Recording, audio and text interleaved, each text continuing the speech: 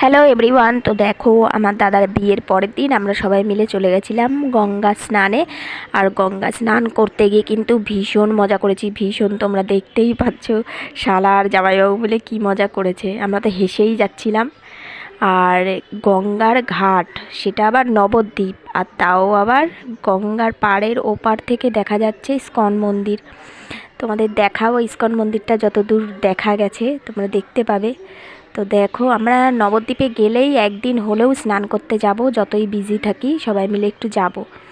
আর ভাগ্য করে মানে আমার বড় মাসির বাড়িটা নবদ্বীপে, ওখানে ঘোরার জায়গা কম নেই। আর এই দেখো মন্দিরটা, ঘুরতে যাওয়ার অনেক জায়গা, অনেক জায়গা। ঘরে না থাকলেও টাইম এমনিই কেটে যায় এই দিক সেই দিক ঘুরতে ঘুরতে।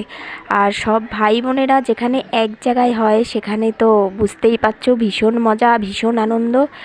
আর কি বলবো, এই